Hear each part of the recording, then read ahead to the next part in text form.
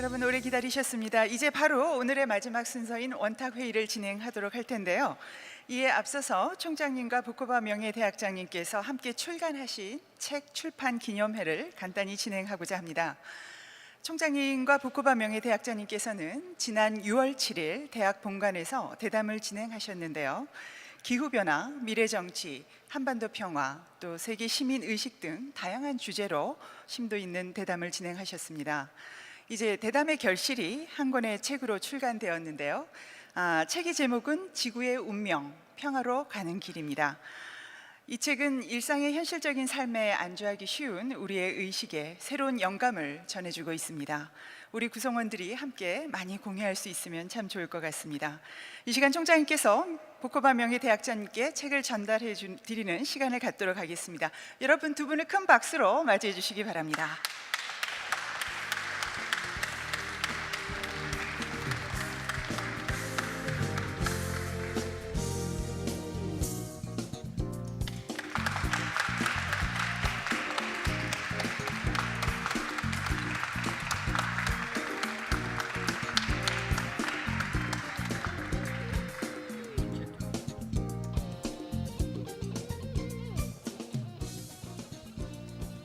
Could you please share some remarks? Yes, thank please. you. I That was would be just given the wonderful. microphone, Sure, and thank you.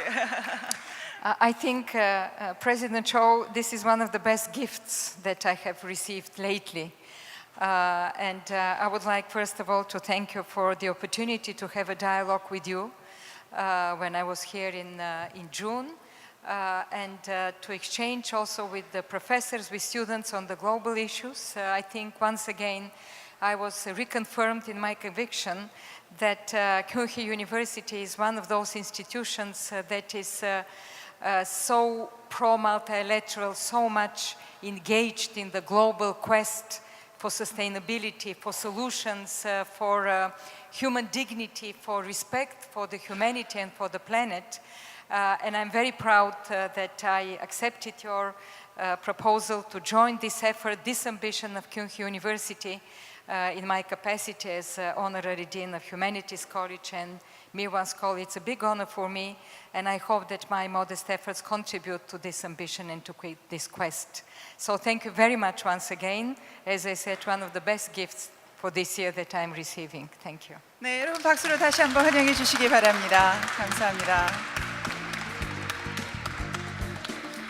네, 이제부터 전환문명 시대의 한반도 가치와 철학이라는 주제로 원탁 회의를 진행하겠습니다. 먼저 경희대학교의 조인원 총장님께서 함께 자리해 주셨고요. 캠브리지 대학의 피터 아담스 교수님 참석해 주셨습니다. 폴란드 일간지 가제타 비보르차의 아담 미치니크 편집장님 참석해 주셨고요. 오늘 원탁 회의 진행은 평화복지대학원의 권기붕 원장님께서 맡아주시겠습니다. 여러분 참석자 모두를 큰 박수로 맞아주시기 바랍니다. 감사합니다.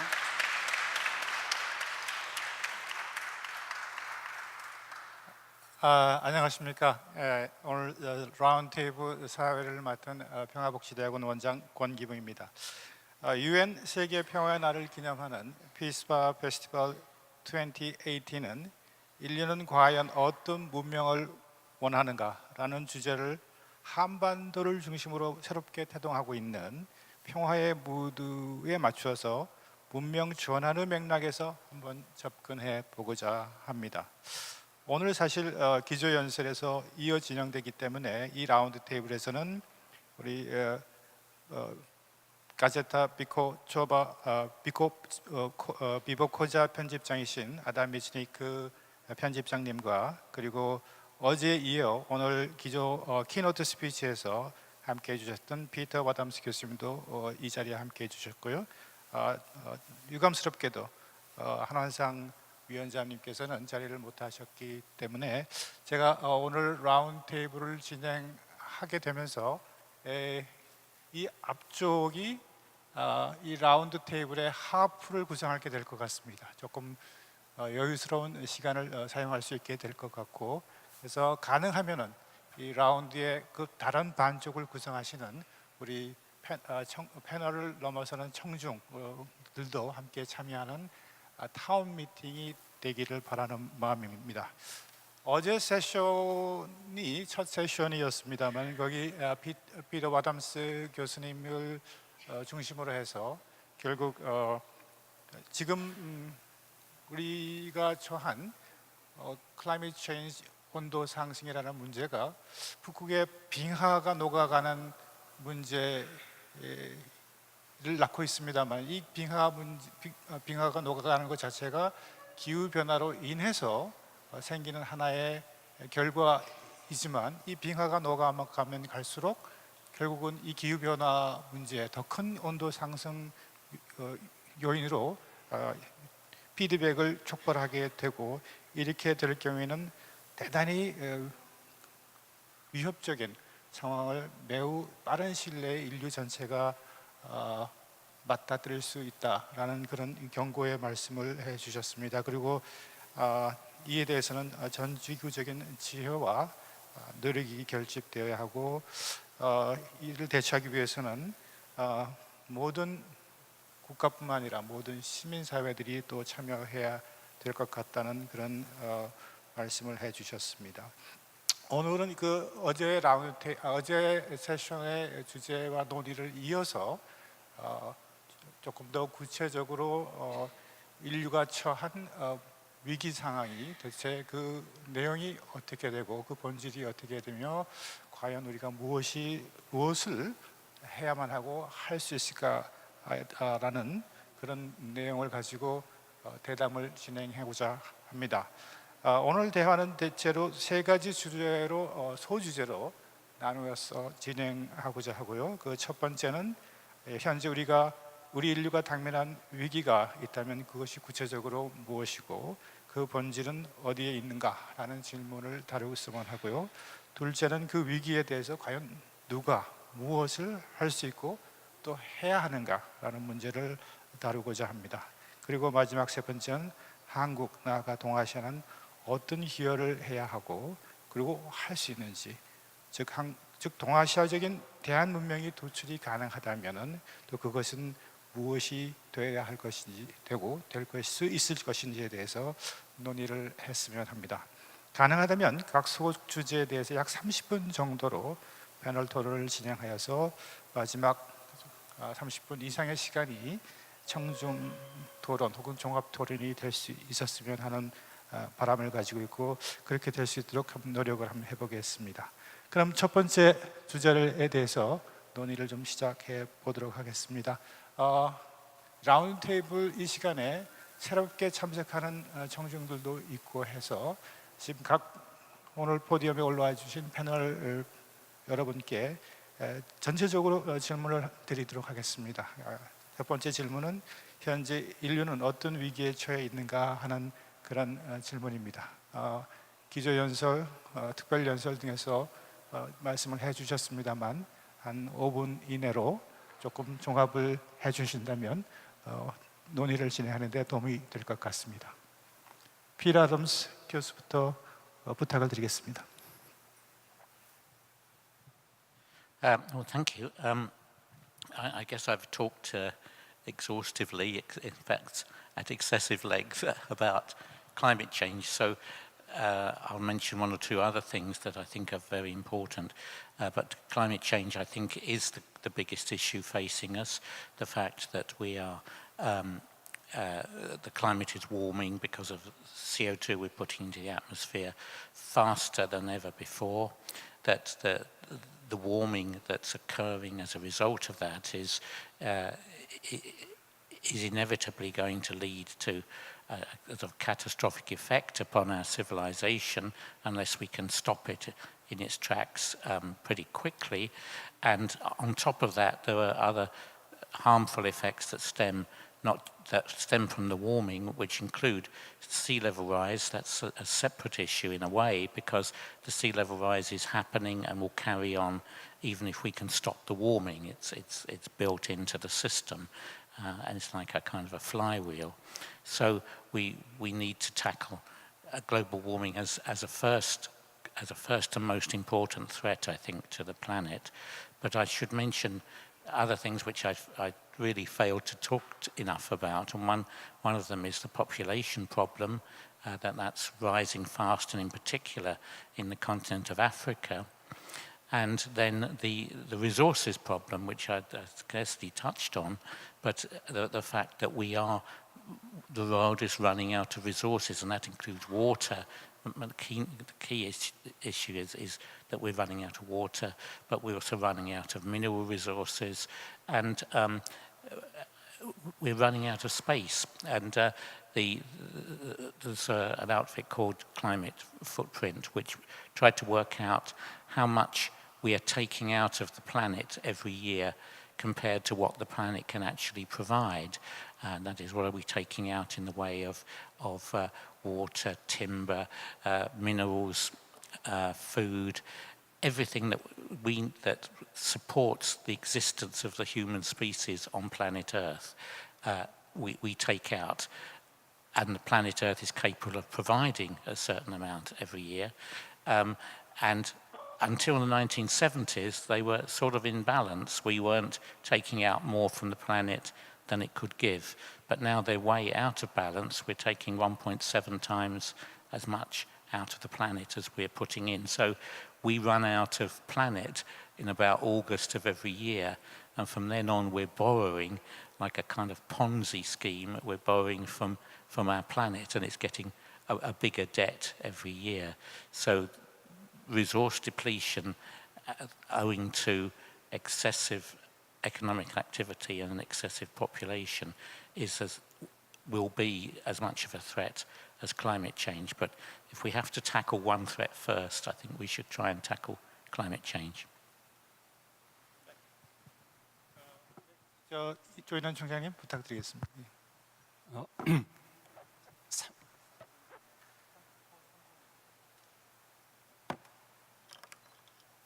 그 자리가 아마 이쪽에 그 울리는 자리라 그래서 저는 잘 안 들리는데 혹시 뒤에 우리 학생 여러분 들리세요? 잘 들리세요? 네.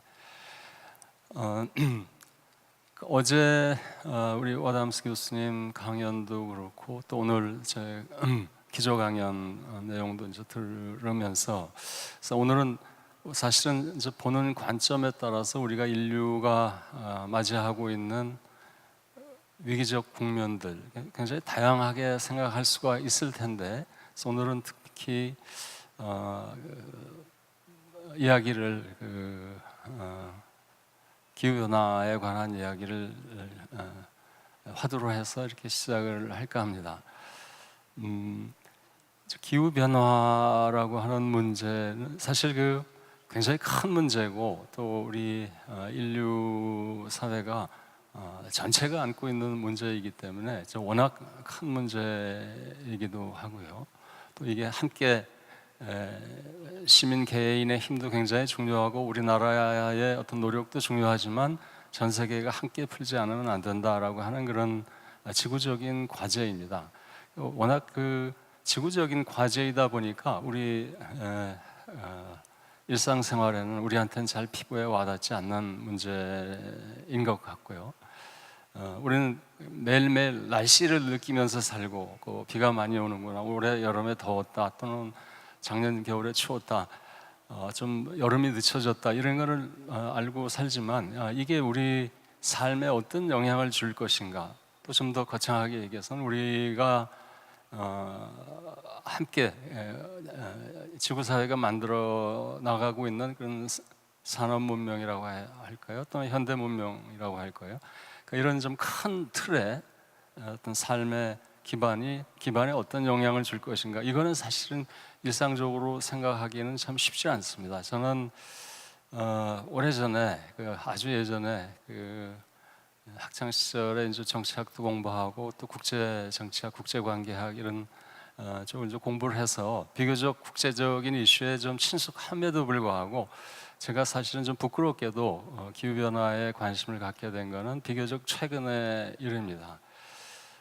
기후 변화가 중요하다라는 건 알았지만 이게 왜 중요한지 또는 얼마나 절박한지 이런 생각은 사실 그렇게 저도 크게 못 하고 지냈습니다. 그래서 제 기억으로 한 2년여 가량 되는 것 같은데, 그리고 또 최근에 좀 집중적으로 주중에 퇴근해서 시간이 되면은 반드시 그 유튜브에 들어가서 봅니다. 그래서 그 클라이밋 체인지에 관한 동영상, 대담 프로그램도 그렇고 강연 프로그램도 그렇고 또 컨퍼런스 비디오 클립도 많이 보고 또 사실은 좀 오늘 고백해야 될 이런 그 피터 와담스 교수님을 제가 알게 된 것도 동영상을 통해서 알게 됐습니다. 그래서 그 대담하시는 것도 제가 여러 편 봤고 또 거기서 그 책 소개가 나온 그 장면에서는 그 Farewell to Ice라고 하는 책을 접하게 됐고, 그래서 저도 사서 읽어봤고 하면서 좀 더 심각성을 이게 갖게 됐고, 또 그 가운데 좋은 프로그램이 유튜브에 많이 올라와 있더군요. 그러니까 그 굉장히 아카데믹한 페이퍼도 Journal of National Academy of Science인가요? 맞나요? 그 최근에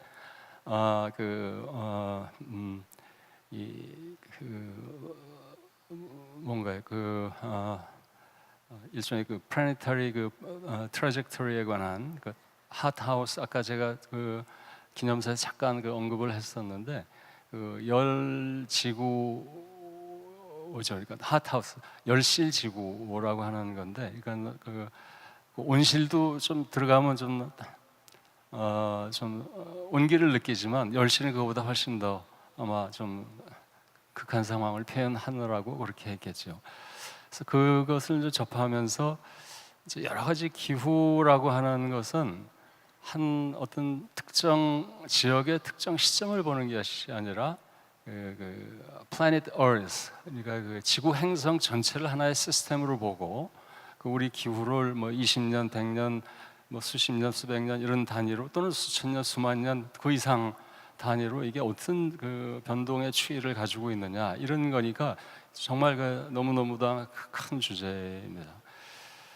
그것을 보면서 이제 기후 우리 지구에 영향을 미치는 그 클라이밋 시스템이라고 하는 것이 있고, 또 클라이밋 시스템을 어떤 그 변동하기 위한 변동하는 굉장히 중심축들이 있는데, 제가 그 역시 아까 기념사에서 잠깐 말씀드렸습니다만 아까 우리 와담스 교수님이 전공하시는 그런 극지방의 빈권, 크라이오스피어라고 하는 그런 빈권의 문제도 있고, 또 알비도 이펙트라고 하는 그런 이 얼음이 없어졌을 때 바다가 그대로 햇볕을 이제 흡수를 해서 또 바다 온도가 올라가는 문제도 있고, 뭐 아까 제트기류 문제도 있고, 또 산호초 문제도 있고, 또 포레스트나 어떤 그 열대우림 문제도 있고, 굉장히 많은 그런 중심축들이 있습니다.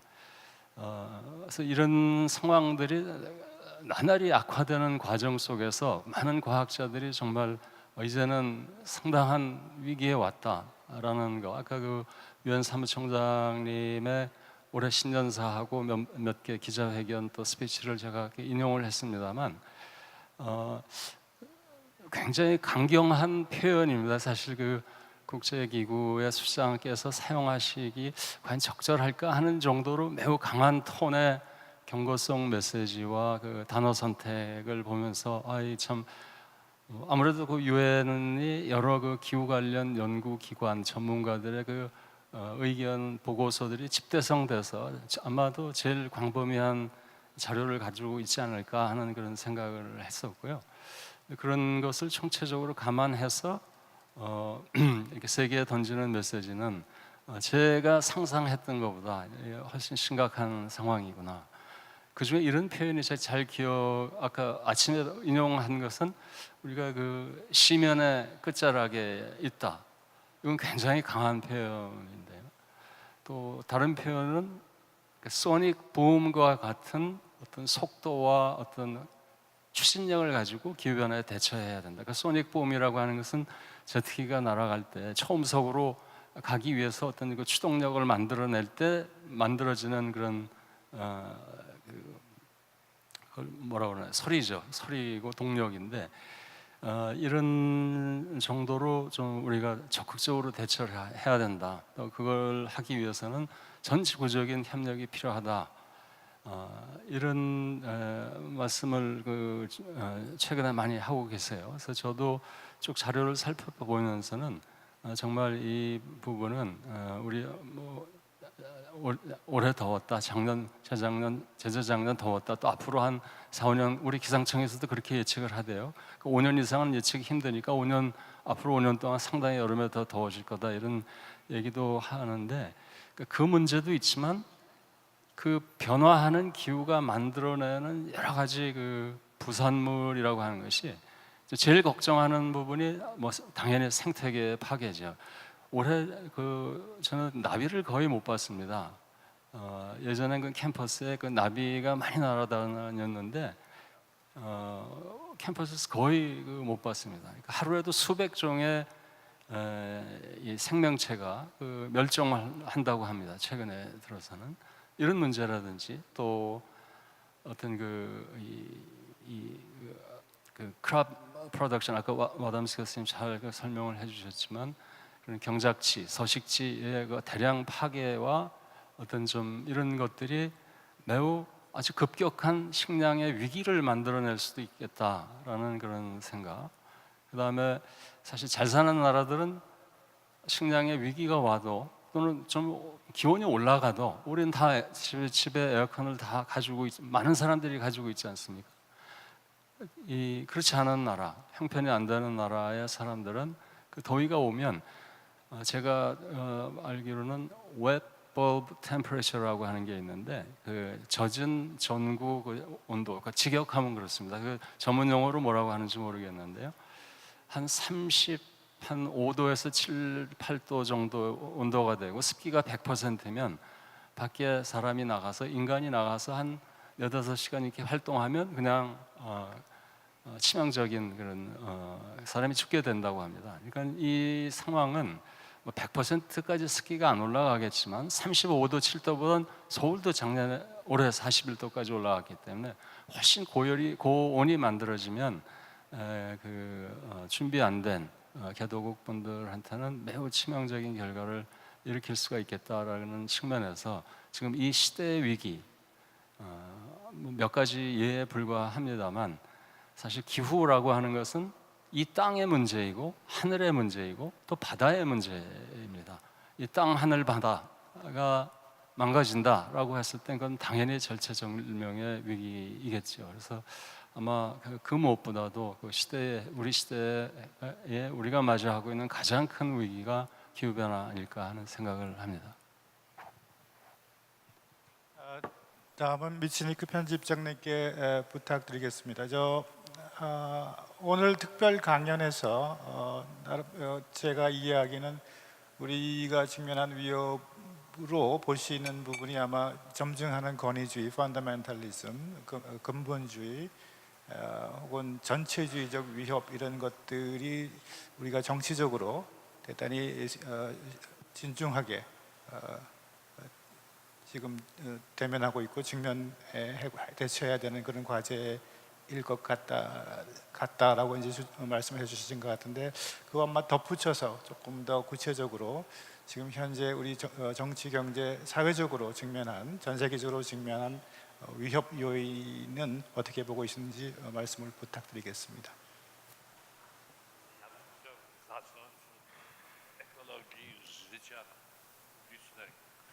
I would like to start with the ecology of public life.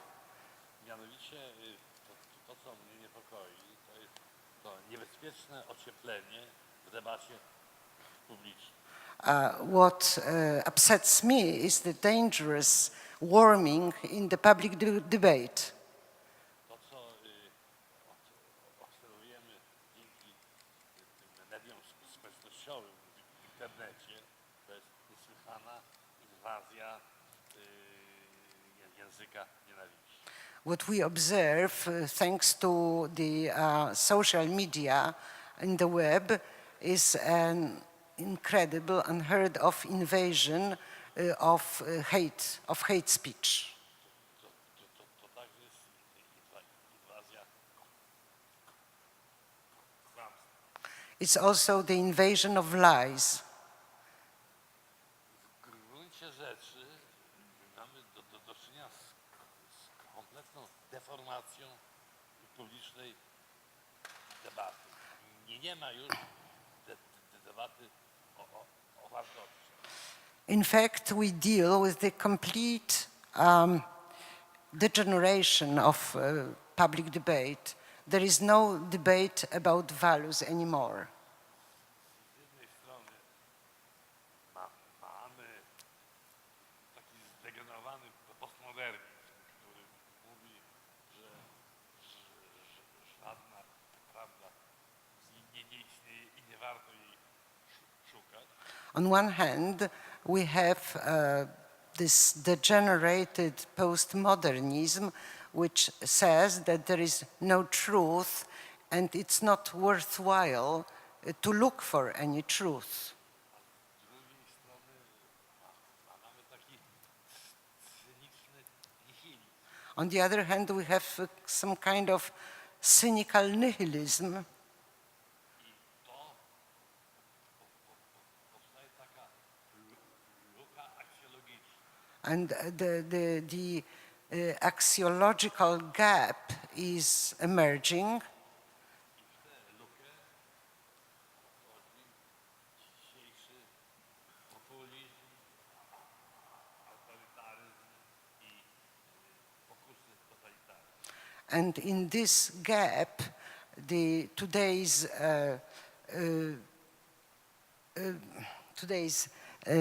czekaj, co powiedzieć, co tam chodzi? Jeszcze raz powiedz. Temptation of totalitarian system, authoritarianism emerge in this gap, sorry. Mamy do czynienia z bardzo głębokim kryzysem demokracji. We are dealing with a very deep crisis of democracy. Tutaj dobrym przykładem jest z jednej strony Rosja Putina, a z drugiej strony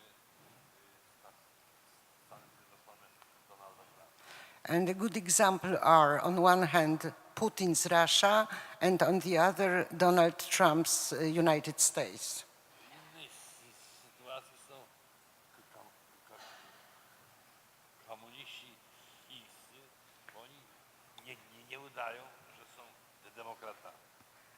Chinese communists are in different situation because they do not pretend that they are democrats. Oni mówią tak, to jest dyktatura dla dobra ludu, a kto tego nie rozumie, ten pójdzie do więzienia. They say, yes, this is a dictatorship, but this is for the sake of the people, and who doesn't understand this will go to prison.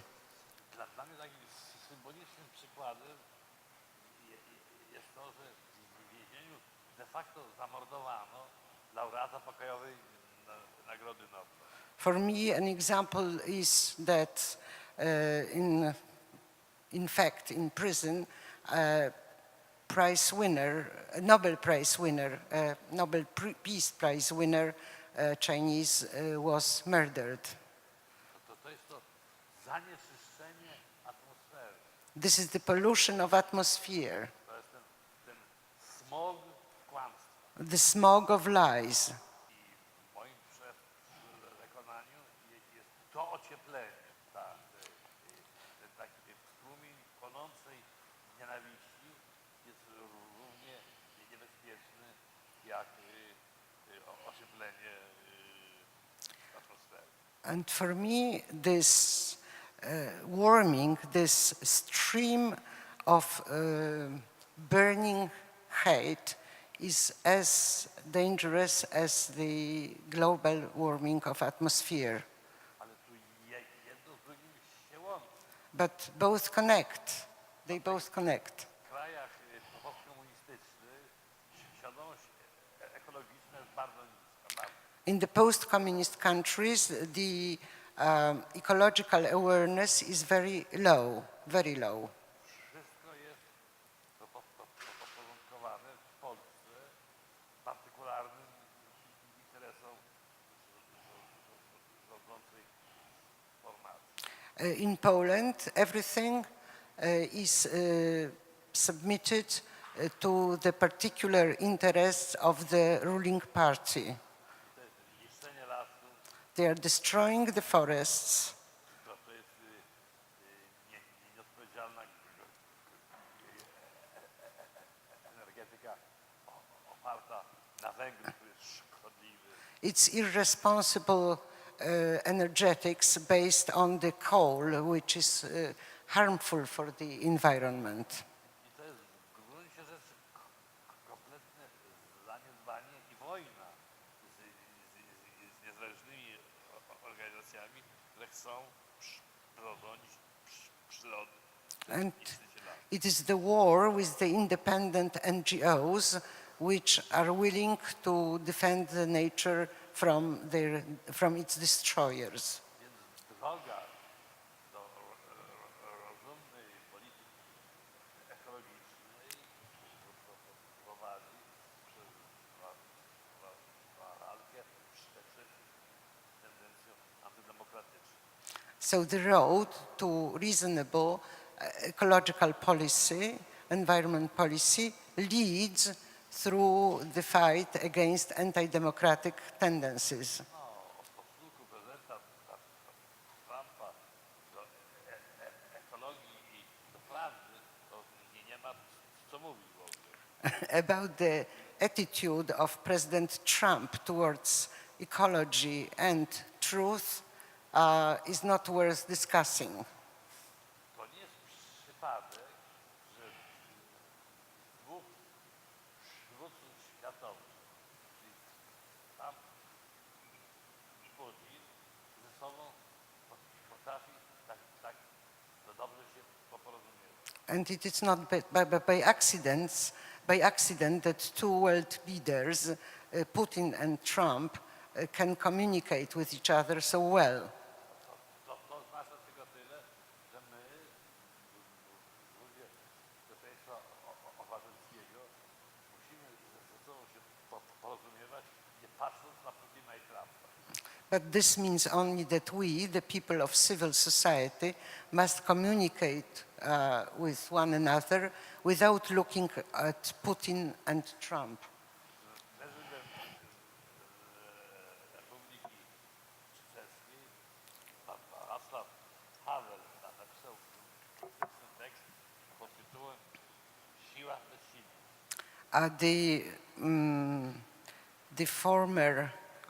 The late president of the Czech Republic, Václav Havel, wrote in the 70s an essay entitled The Power of the Powerless.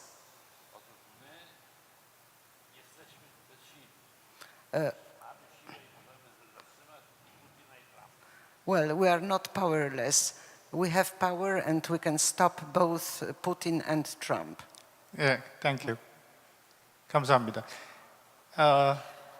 권위주의, 전제주의 이 위협, 이 사실 이 대체적으로 이 진실과 거짓 논쟁으로 지금 발전되고 있고, 이 진실 거짓 논쟁 혹은 권위주의적인 어떤 그 suppression of opinion, freedom of opinion, 이 부분은 자유로운 자유로운 의견 발현에 대한 어떤 그 권위주의적 억압은 아마 피터 와담스 교수님께서도 이 클라이밋 체인지에 관해서 많이 경험하고 있을 것 같습니다. 그래서 아마 이 부분에 대해서는 한 말씀 해주시면 감사하겠습니다.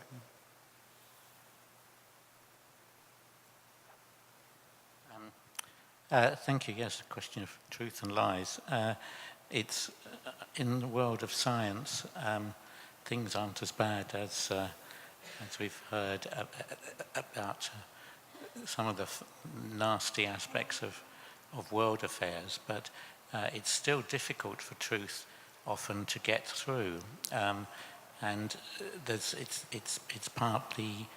I wish I didn't have to say it's partly sometimes the failures of scientists themselves to either behave courageously and say if they get some data that shows something, that they come out and announce this and say, look, this is what's going on in the world, because often as scientists promotion depends on keeping quiet and going along with the crowd. So you can't even depend on the honesty of scientists these days, sadly, but not this is only a minority, hopefully. So the question of real lies in the climate debate is people who are actually paid to say that there's nothing happening, and there's a huge campaign which I think has been funded to a level of at least $1 billion by the fossil fuel industry, especially some of the oil companies, and by some shadowy figures in American business life, like the Koch brothers. And they will establish fake institutes.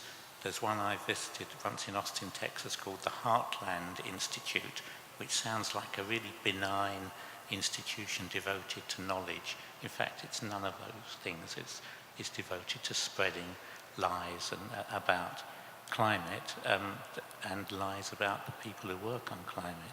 So those institutions, some of them are kind of sheds in the countryside somewhere, but churning out stuff, exist to do what the author of a very nice book on this said, is they were merchants of doubt.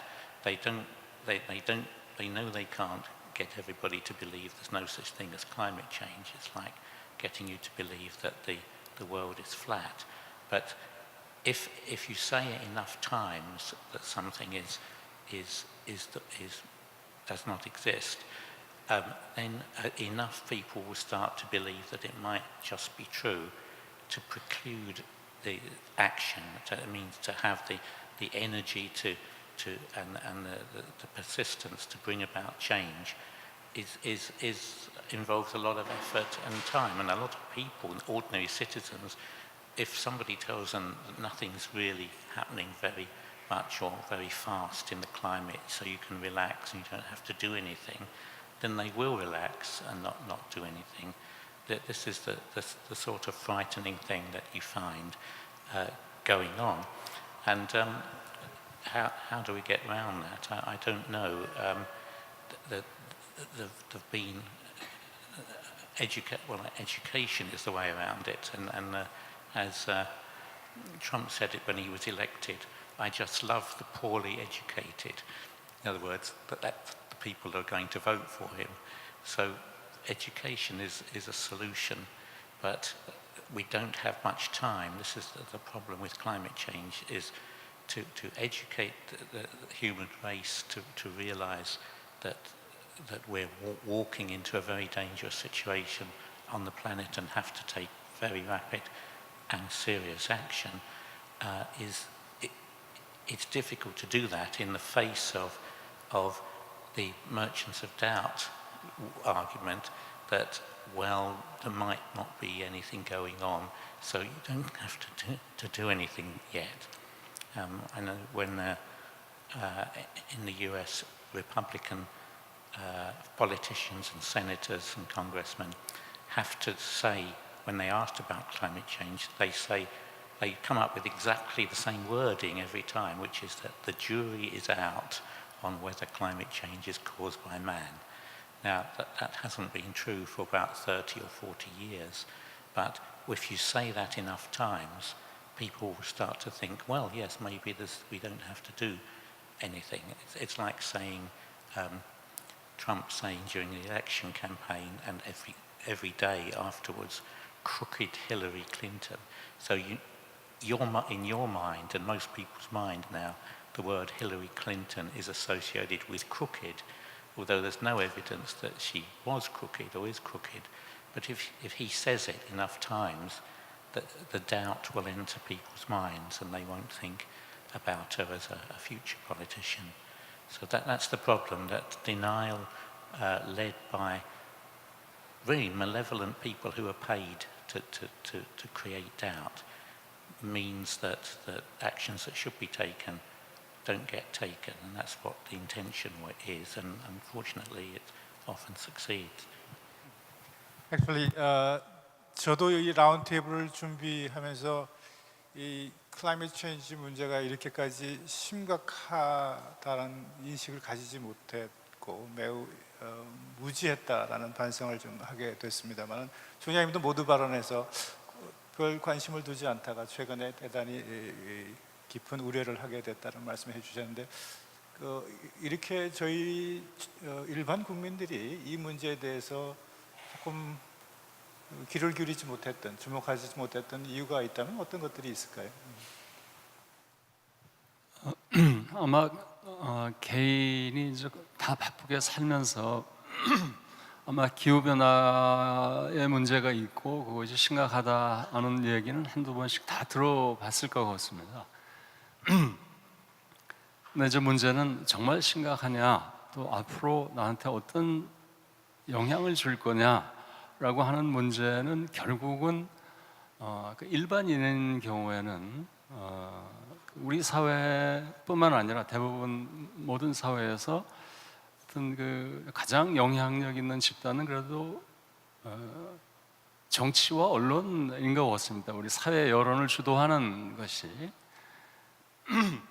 과거에는 지성인들이 그 역할을 많이 했습니다. 근데 우리 사회에 지성인이 있는가라고 물으면 그렇다라고 얘기하기가 참 어려울 정도로 지성인의 역할이 거의 전무하다시피 한 게 오늘 우리가 살고 있는 현 시점이 아닌가. 지식인은 있지만 지성인은 없다. 그러니까 그 얘기는 전문 지식을 깊이 아는 분들은 많이 있는데 굉장히 그 세분화된 깊은 지식이겠죠. 그 지식이 갖는 사회적 함의가 뭔가, 지구적 함의가 뭔가, 또는 인간 삶과 관련해서 어떤 의미를 줄 것인가, 미래와 관련해서 어떤 이 문제를 야기할 것인가, 이런 이야기는 좀처럼 안 하는 것 같습니다. 그러니까 이제 그것이 이제 하나는 가장 큰 이유는 우리 사회가 모두가 너무 바쁘고 또 우리 사회를 지배하는 그런 패러다임이 의식의 패러다임이 열심히 공부해라, 한국의 예입니다만 좋은 대학에 가라, 그리고 돈 많이 벌어라, 행복해라, 이렇게 어렸을 때부터 많이 교육을 직간접적으로 배우고 자라나는 것이 아닌가. 그러다 보니까 나의 관심 영역은 아주 내 앞에 주어진 사회에 구조화되어 있는 어떤 그 틀에 맞춰서 인식하게 되고, 또 거기서 그 경쟁에서 우위를 점할 경우에는 상당히 부모 세대로부터도 인정받고, 또 우리 사회적으로도 그런 문화를 재생산하게끔 어떤 의미에서는 강요받는 시대에 우리는 살고 있다. 근데 그게 결국은 시장 문화에 흠뻑 빠져 있는 우리 사회 문화가 만들어져 있기 때문에 다르게 사유할 수 있는 가능성이 상당 부분 차단되지 않느냐. 그것은 어찌 보면 아까 그 권위주의, 전체주의를 얘기를 했지만 우리는 굉장히 자유롭습니다. 이런 이야기도 할 수 있고, 정부를 비판할 수도 있고, 트럼프를 비판할 수도 있고, 뭐 다른 나라 지도자를 다 비판할 수 있겠죠. 그러나 사실상 조심하게 되는 것도 또한 사실입니다. 그러니까 이 부분에 우리가 좀 주목을 해서 우리가 뭐 개인이 생각을 바꾸는 부분이 굉장히 중요하고, 내 내면 세계를 들여다보고 내 양심을 찾고 도덕을 찾고, 아까 그 뮤치닉 편집장께서 얘기했던 그 하벨 대통령의 참 그 정치인으로서의 기여는 그 내면적 성찰을 토대로 해서 어떤 나의 어떤 사회적 행보를 정하고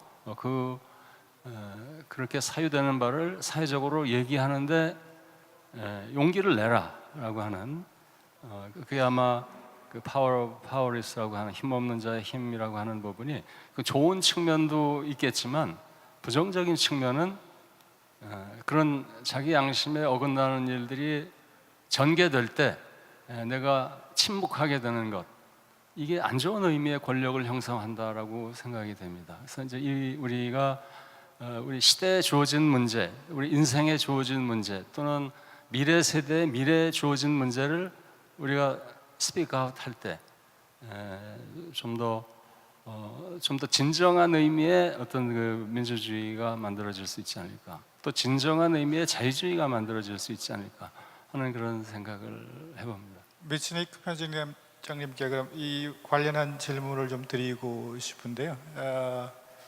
결국 총장님께서는 연설에서 95%라고 했지만 사실 가디언지에서는 97%, 97%의 과학자들이 다 동의하는 이 클라이밋 체인지에 대한 기후 변화에 대한 진실이 사실상은 일반 대중에게는 일부 전달되지 못하거나 거짓으로 전달이 되고 있는데 이 대중 언론을 담당하시는 분으로서 이 문제가 왜 이렇게 발생하고 있는지, 왜 진실이 제대로 대중에게 전달되지 못하고 있는지 어떻게 보시는지 말씀해 부탁드리겠습니다. 예.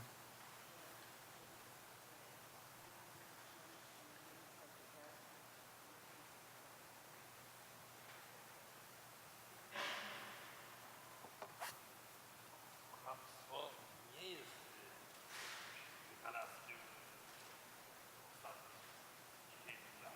A lie is not, of course, an invention of the last decade. Ale tak jak Gutenberg i wynalazek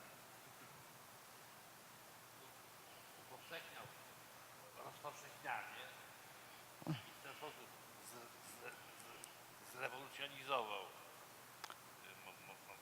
możliwość docierania kłamstwa. Tak, dzisiaj mamy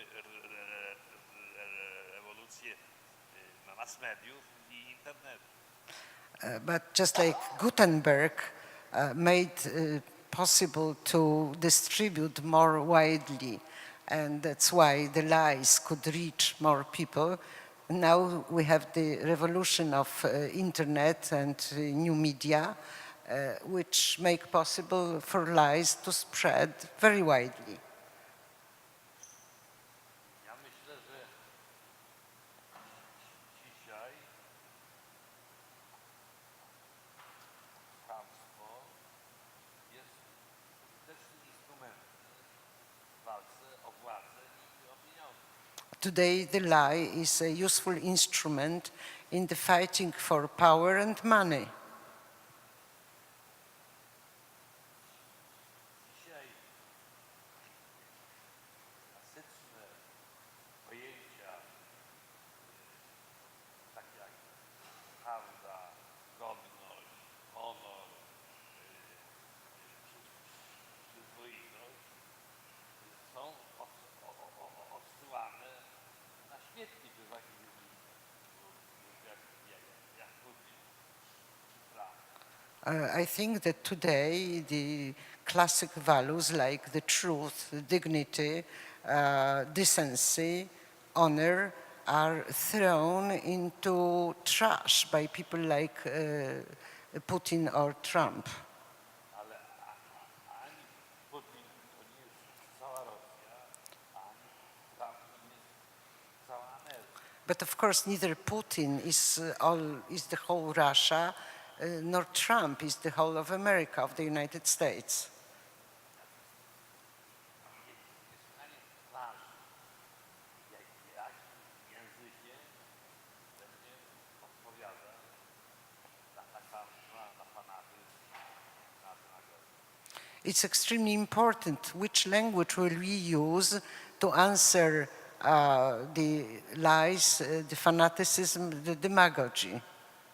Jeżeli weźmiemy Rosję, weźmy dwa wielkie historyczne nazwiska. Andrzej Sacharow, wielki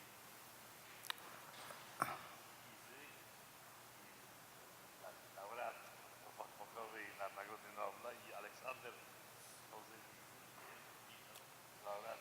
About Russia, let's take two people, both late. Andrei Sakharov, a great physicist and Peace Nobel Prize winner, and Alexander Solzhenitsyn, a great writer and also Nobel Prize winner, I think. Sacharow wierzył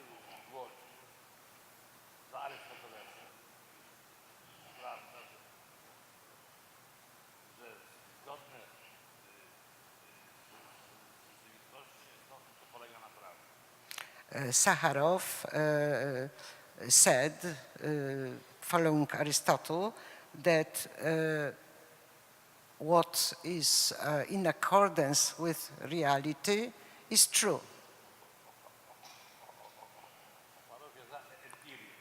So he was for empirics.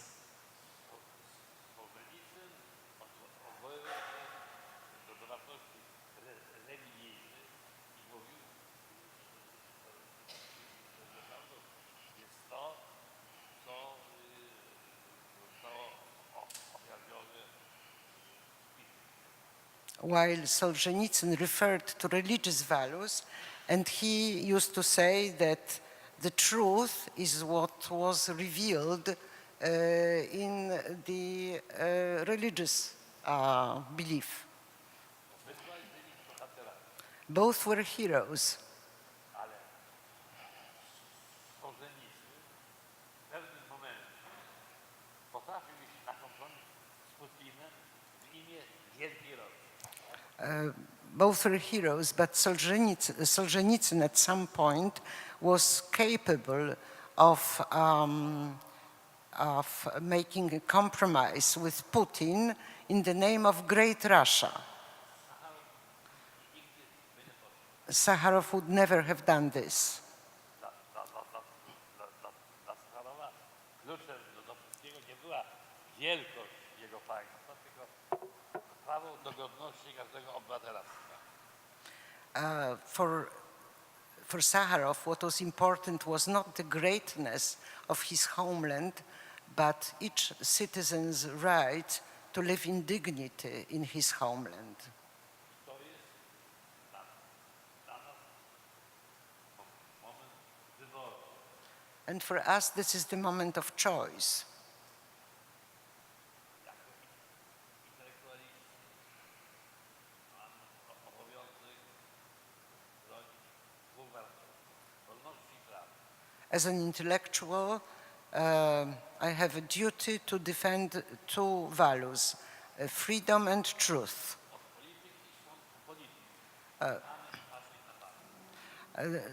The politicians are to deal with politics, but we should watch them very carefully. 예, 감사합니다.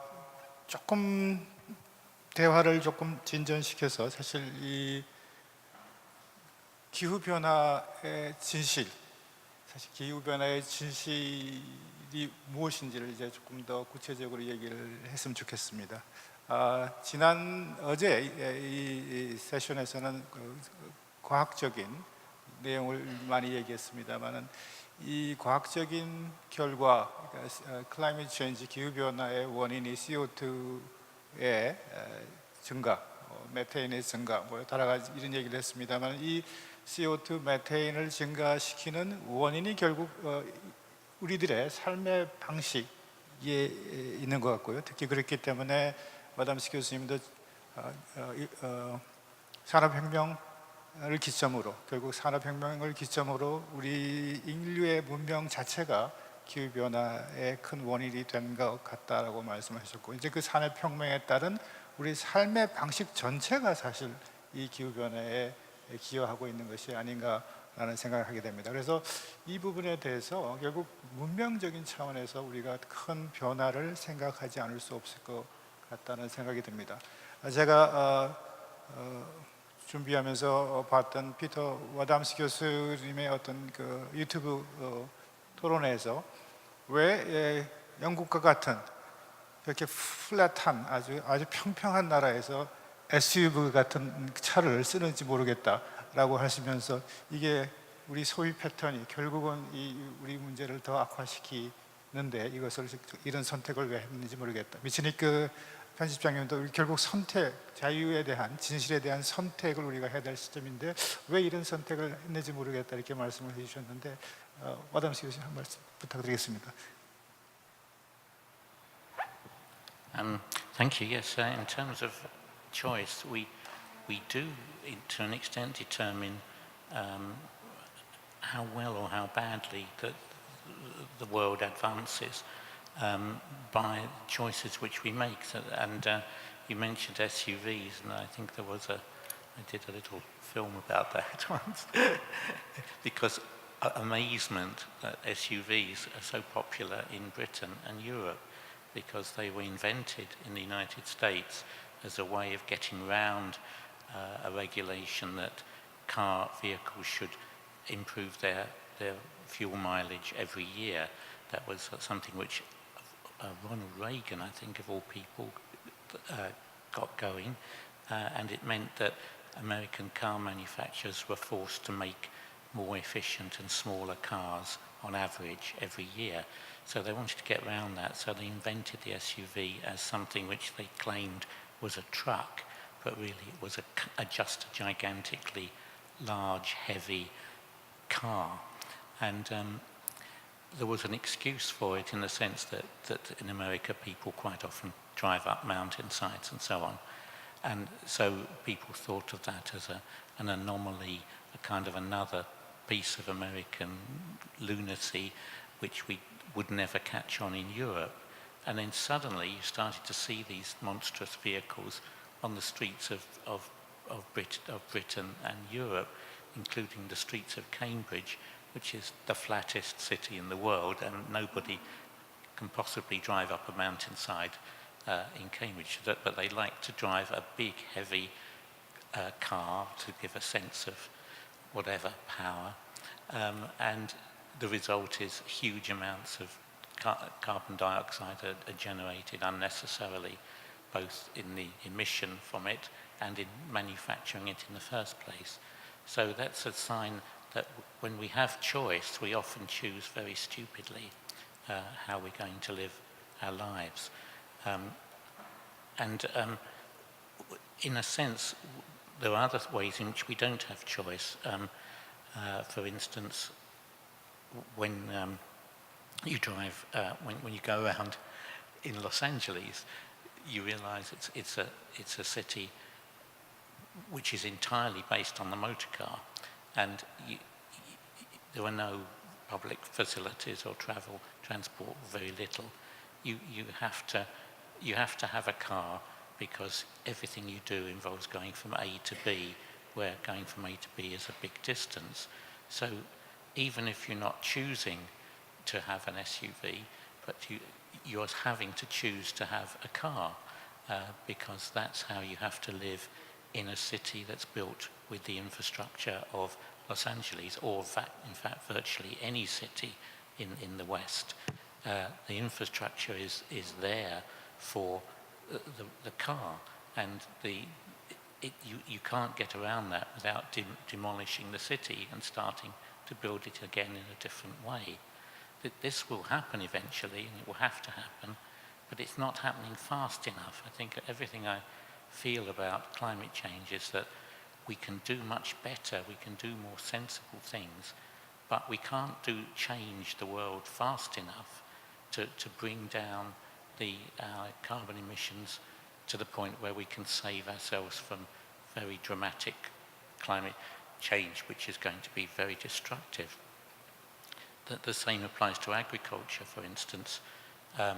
We live with an industrialized agriculture. In order to feed 7-8 billion people, we have to use a very large amount of energy in order to produce pesticides, fertilizers, and all the transport that is needed for industrialized agriculture. But that's in order to feed that number of people. But that industrialized agriculture itself uses huge amounts of resources, and in fact it uses huge amounts of oil.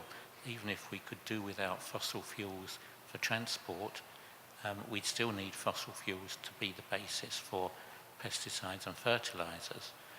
So we choose an industrialized agriculture, but in a sense it's not a choice, because we don't want people to starve. We want to be able to feed everyone, and we could design an agriculture that would feed everybody using small-scale local methods, but it would take too long to do it, and it's always a matter of we don't have enough time to make the reforms that we need to live more sensibly and sanely in this world. So we have to realize that we're stuck with insane ways of living, and if we're going to survive, we have to do something technical to enable us to survive, a technical method of getting rid of carbon dioxide, because we can't afford the time to do it all in a sensible way that will enable us to live more in harmony with our environment, even though that would be the best way of all. 네, 참고로 제가 이 질문을 드렸던 이유는 제가 SUV를 가지고 있는데 제가 이 논평을 보고 제가 깜짝 놀랐고 제 무지함을 좀 반성하게 됐습니다. 매우 쉐임풀했고 부끄러운 생각이 들었기 때문에 제가 아마 이 논의 이후에는 아마 제가 차를 바꾼다면 좀 더 현명한 선택을 할 수 있지 않을까 싶습니다. 조현원 총장님도 사실 비슷한 생각을 하시고 계실 것 같은데요. 오늘 출판된 책의 내용을 보면은 보코바 전 사무총장님과의 대담에서 이렇게 말씀하신 부분이 있습니다. 제가 코트하면 새 정치는 성장과 소비 중대를 둘러싼 권력 문제에서 실종적 삶의 문제, 지속 가능한 미래 문제로 새롭게 인식해야 한다라고 말씀하시는데 그 이유가 사실 지금 우리가 유지하고 있는 소비지향적인 생산지향적인, 성장지향적인 이런 모든 문명적 코드 자체가 사실 이 문제의 근본적인 원인이기 때문에 좀 다른 대안적인 삶을 모색해야 된다는 그런 맥락에서 말씀하시는 걸로 알고 있는데요. 한 말씀 부탁드립니다. 사실 우리가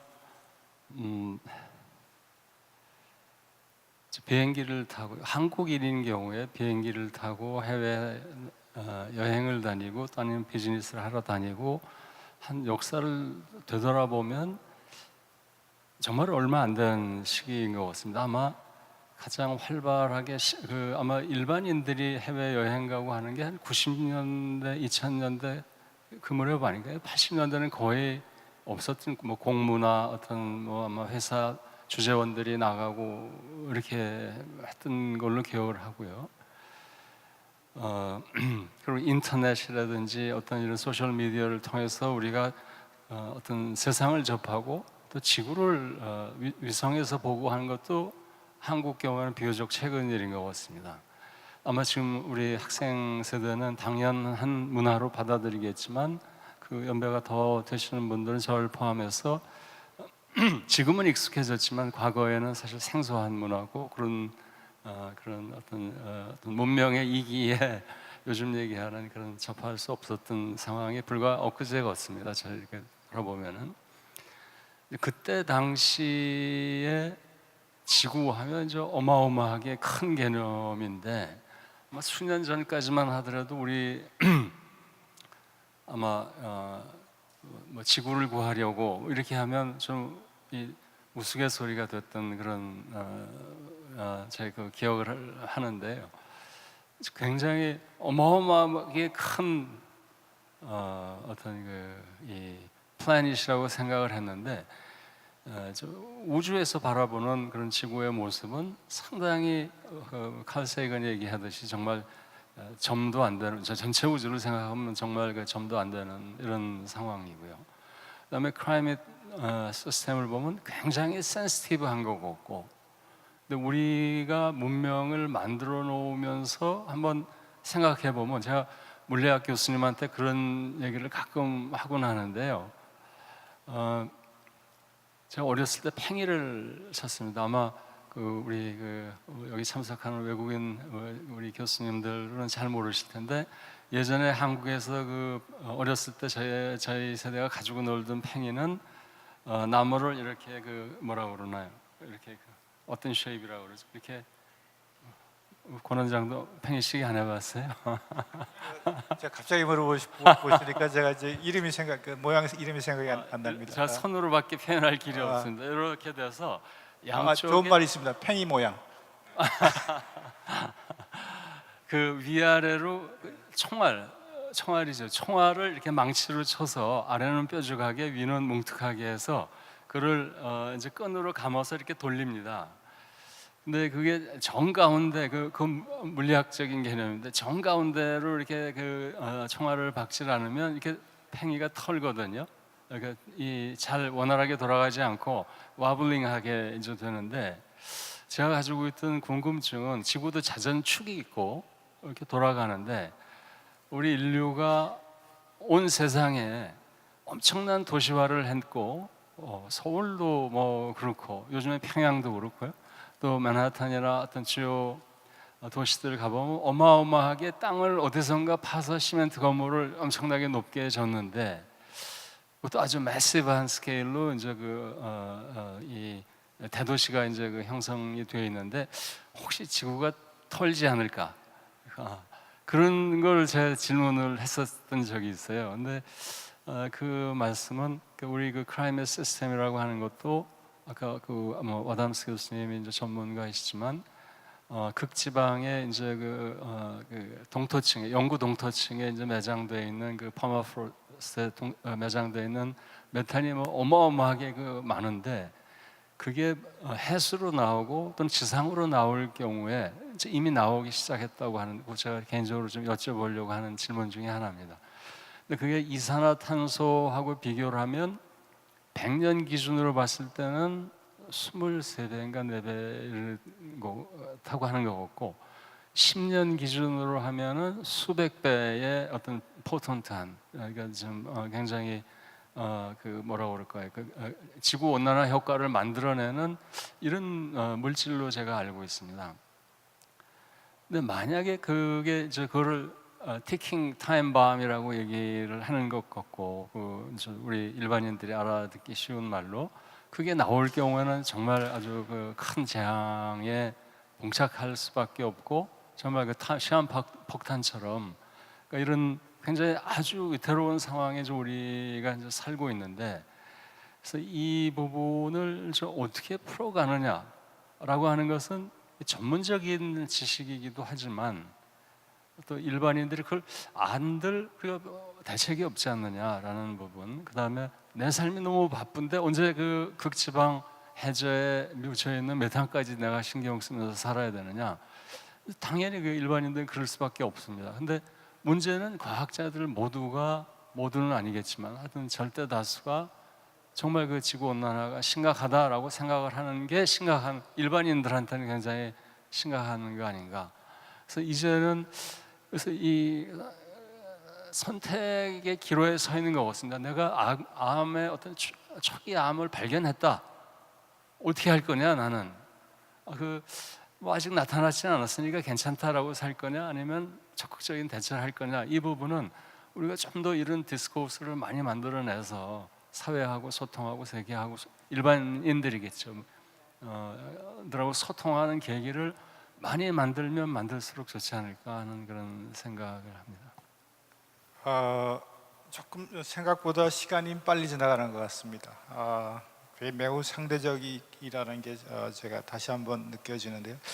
결국은 이런 기후 변화, 문명적인 행태가 저희 인류의 장래에 실존적인 위협이고 위기를 만들어내고 있느냐, 이게 저희들의 의문인 것 같습니다. 많은 사람들이 가지고 있는 의문 같은데요. 제가 그래서 최근에 올해 많이 언급되고 있는 PNAS에 실린 아티클 하나의 주요 주장을 몇 부분만 코트를 하도록 하겠습니다. The article 이름은 The Trajectories of the Earth System in the Anthropocene. The major lead author was Will Stephan and Johan Lockstrom, and they said, we are facing a serious and dangerous risk that unless addressed wholeheartedly by all the nations and peoples on earth, quote, self-reinforcing feedbacks could push the Earth system toward a planetary threshold that, if crossed, could prevent stabilization of the climate at intermediate temperature rises and cause continued warming on a hot Earth pathway, even as human emissions are reduced. So crossing the threshold would lead to a much higher global average temperature than any interglacial in the past 1.2 million years. And then they add, this requires that humans take deliberate, integral, adaptive steps to reduce dangerous impact on Earth system, effectively monitoring and changing behavior to form feedback loops that stabilize this intermediate state. 마디암 교수님도 아마 같은 입장이신 것 같고요. 이 아티클에서 주장하는 바는 기술적인 아담스 교수님은 주로 기술적인 문제에서 이 부분을 매시브하게 아주 적극적으로 대처해야 된다고 하셨지만 그 넘어서 모든 정치 사회적인 부분의 삶의 방식을 우리가 변화시키지 않으면 이 문제는 결국 해결할 수 없다라는 아주 강한 워닝을 담고 있습니다. 아담스 교수님 한 말씀 이 부분에 대해서 다시 한번 코멘트를 부탁드리겠습니다. Yes, it is actually a very good article. What they're trying to get at, I think, about this fact that we could get something like runaway warming is if we think about a phenomenon like the retreat of Arctic ice, the ice is retreating, the warming associated with that retreat is causing snowline to retreat as well. And so when we warm the climate by some unit warming by adding carbon dioxide to it, we're not only melting the ice in isolation, but we're causing the albedo of the Earth, that's the reflectivity of the Earth, to change in two ways because of the loss of sea ice area and the loss of snow area, means that the planet's warming as if we were adding 50% more carbon dioxide to the atmosphere than we are. Now that's a pretty significant feedback, and if you have feedbacks that get big enough, the feedback takes over. I mean, if you can remember Jimi Hendrix, he could make use of feedback so well that he could play the guitar without touching the strings. That's when feedback dominates, because the original impetus causes so much feedback that controls the process from then on. And this is what people fear, I think unjustifiably at the moment, that might happen to the Earth's climate, on the grounds that this might have been what happened to Venus's climate, that the feedbacks got to control the process, and the humans or the inhabitants could just stand by in an appalled state while things changed around them without them doing anything. So that's the fear that I think the authors of this article express, that we could get into that position whereby we cause so much change through these feedback mechanisms that if we try to go back to get back into the climate as it was, you can't do it because you can't pass through these intermediate stages anymore. And this is very much a valid point, and I think there isn't really a solution to that. But one thing I'd just like to comment on as well is the President's point about methane, because there we could have a similar problem arising. It's been called a ticking time bomb, but in fact the time bomb has already gone off in some cases, because the underwater methane that's under the Arctic Ocean could all come out in a very brief period, which would cause a huge pulse to climate. But even if it doesn't, there's a lot more methane sitting in to emerge from the melting of permafrost, and a lot of the Asian continent and part of the American continent is underlaid by permafrost, which is warming up and melting. And when permafrost melts, you get active layer of water, soggy water full of rotting vegetable matter, which goes on, starts rotting again after a few million years, and is then generating both methane and carbon dioxide and various other gases.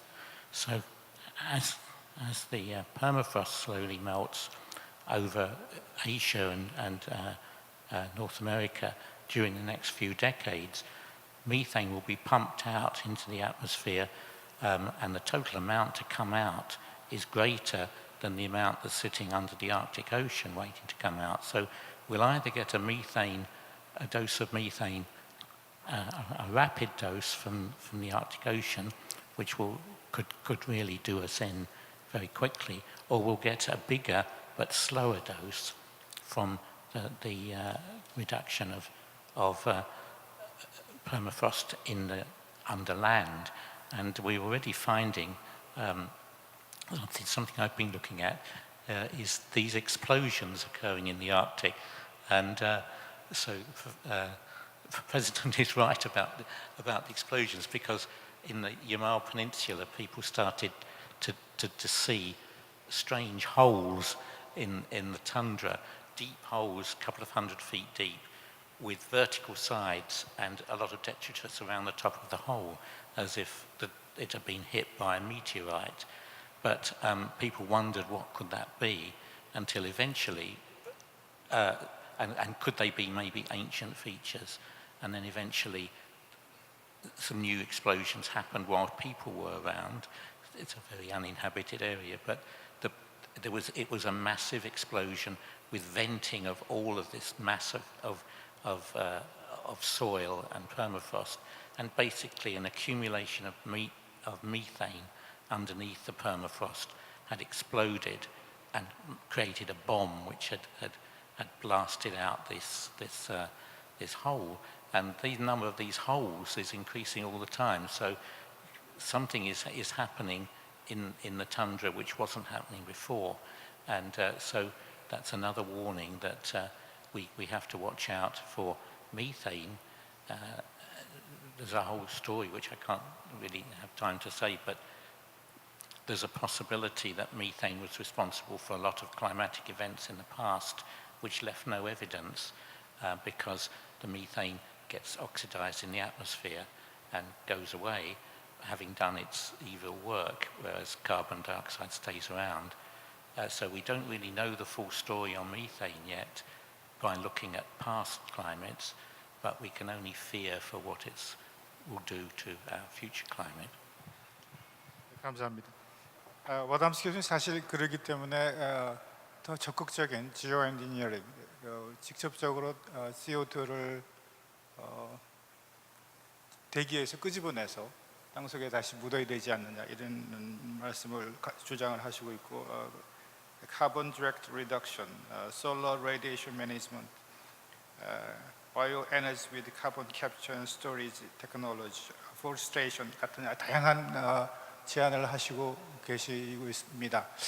근데 대단히 어려운 점은 언급하셨지만, 기조연설에서도 말씀하셨습니다만, 이걸 할 수 있는 투자, 돈을 어디서 구하느냐라는 문제고요. 제가 어느 한 오케이전에 워담스 교수님께서는 우리가 쓰는 군비를 상당 부분 절감할 수 있으면 그 돈 중에 상당히 많은 자원을 이 과학적 발견을 위해 투자할 수 있을 거라고 이렇게 말씀을 해 주신 부분도 있지만, 또는 한편으로는 상당히 오랫동안 이 문제에 대해서는 가장 효과적인 대처 방안이 카본 텍스, 카본을 쓰는 사람, 쓰는 산업에다가 텍스를 부과시키면 그 사람들이 디스인센티브가 생겨서 아마 줄이지 않겠느냐, 그리고 매우 효과적인 결과를 낼 것이라는 그런 연구들이 아주 많음에도 불구하고 저희들 정서는 no new taxes, 어떤 경우에도 텍스는 안 된다, 이런 분위기가 있는 것 같습니다. 조현원 총장님, 이런 문제를 어떻게 해결해야? 이제 문제는 이제 어떻게 대처할 것이냐라는 부분에서 가장 중요한 거는 결국은 한편으로는 긴급 상황처럼 그 와담스 교수님 말씀하셨듯이 대기 중에 또 이산화탄소를 포집하고 이런 방법이 중요할 것 같고 또 아까 그 하나 나왔던 이제 태양열이 들어오는 것을 좀 관리할 수 있는 이런 시스템을 구축하는 것도 또 다른 굉장히 사실 근데 그거는 두 개가 지속 가능할 것이냐라고 하는 부분에 있어서는 한편으로 또 다르게 생각을 해야 되는 게 우리가 화석 연료를 계속 사용을 할 경우에 이제 또 다른 어떤 좀 이 뭐라고 할까요? 그 또 다른 새로운 산업의 그 동력을 만들어내기 위해서 또 다른 에너지가 필요할 거고 또 어마어마한 에너지를 그 새로운 그 기술을 위해서 산업을 위해서 사용을 해야 될 텐데 아까 와담스 교수님 어제도 잠깐 언급하셨고 오늘도 그 언급하셨던 그 클럽 오브 로마 클럽에서 72년도인가요? 그 Limits to Growth라고 하는 그 담론이 만들어진 지가 벌써 거의 50년이 이제 다 돼갑니다. 근데 그때 성장의 한계를 얘기를 했는데 아직 우리가 일반화된 개념으로는 정치인들이나 어떤 언론 쪽에서 또는 일반 시민들이 이게 정말 지구는 유한하고 하기 때문에 우리가 좀 매니저블한 그런 차원에서 지구의 자원을 활용을 해야 되겠다. 또 우리 소비도 좀 더 그런 좀 어전트한 상황에 맞게끔 우리가 조정을 해야 되겠다. 이렇게 하는 또 다른 의미의 티핑 포인트를 어떻게 만들어낼 것이냐라고 하는 것은 결국은 시민사회, 시민의식이 바뀌어야 하고 우리 삶에 대한 인식과 가치가 바뀌어야 하고 정치가 먼저 바뀌리라고는 저는 생각을 안 합니다. 표를 얻어야 하기 때문에 불가능하리라고 보고요. 그러니까 시민사회의 결국은 이게 프로젝트가 아니겠는가. 시민사회가 어떤 그 대학과 같은 교육 기관에서 이 문제를 지속적으로 전하는 방법밖에 없지 않겠는가.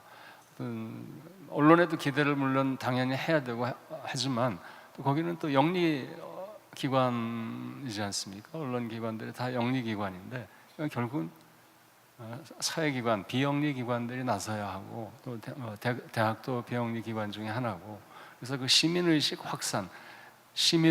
확산을 통해서 이게 내 문제고 시민적 삶의 문제고 내가 중요하고 내 후손들이 중요하고 이런 인식들을 확대해 나갈 때 그런 사회의 어떤 그런 기성 인식이 또 기성 정치가 바뀌어 나가지 않겠나 하는 그런 생각을 합니다. 자연스럽게 제가 마련한 마지막 질문을 미치닉 편집장님께 드릴 수 있게 될 것 같습니다. 과연 시민이 중심이 돼야 되고 시민을 중심이 돼서 새로운 대한 문명을 만들어 내야 되는 시점이 다시 돌아온 것 같습니다. 그런 경험을 직접적으로 가지고 계신 미스니크 편집장님께서는 과연 어떤 제안을 해주실 수 있는지요? 우리 새로운 대한 문명을 만들어내는데 우리 전 세계 시민들은 어떤 노력을 어떤 방식으로 개진해야 만들어내야 할지요?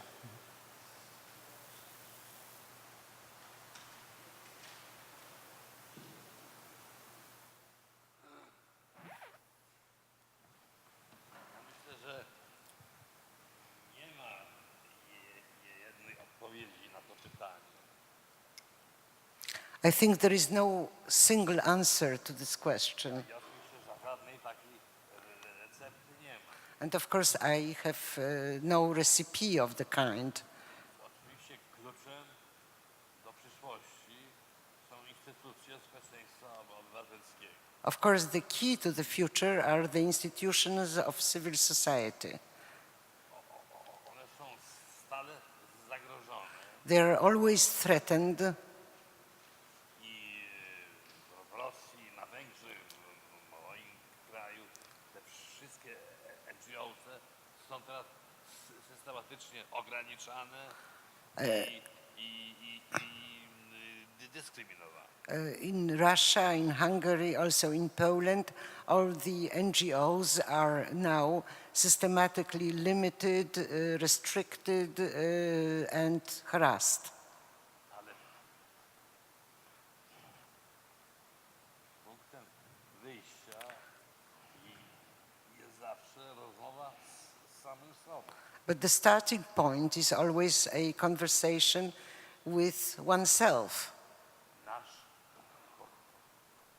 polski poeta Czesław Miłosz podczas okupacji hitlerowskiej napisał zdanie, które zapamiętałem na całe życie. Our Polish poet, Nobel Prize winner Czesław Miłosz, at the time of the Nazi German occupation of Poland during the World War II, he wrote a sentence that I keep remembering. Pamiętaj, że kiedy nic od ciebie nie zależy, wtedy wszystko zależy od ciebie. Remember then that when nothing depends on you, then everything depends on you. W ostatecznej instancji to my decydujemy, co będzie ze światem. Finally, it is us who decide what is going to happen to the world. Ja przeczytałem wszystkie możliwe pisma Marksa, Engelsa, Lenina i Stalina i jedno wiem na pewno. Nie ma żadnej konieczności historycznej. I have read all the possible writings of Marx and Engels and Lenin and Stalin, and there is one thing I know for sure. There is no historical necessity. To my decydujemy, jaki będzie świat. A na pewno to my decydujemy, jak my w tym świecie będziemy się zachowywali. It is us who will decide what the world will be like, and it is most certainly us who will decide how we will behave in the world. Są podstawy do niepokoju, ale są też podstawy do optymizmu. There are reasons for anxiousness, for upset nowadays, but there are also some reasons for optimism. Jak spoglądam na historię najnowszą Korei, When I look at the modern history of South Korea, spoglądam na historię najnowszą Polski, when I look at the modern history of Poland, spoglądam na własną biografię, when I look at my own biography, nie mam prawa do pesymizmu. I have no right to be pessimistic. Thank you very much. 제가 약속한 시간보다는 조금 더 성과를 10분 정도를 남긴 것 같습니다. 지금부터는 플로어에 저희를 참여를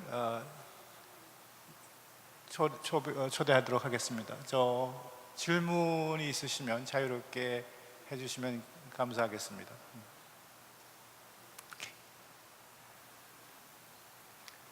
Microphone, please.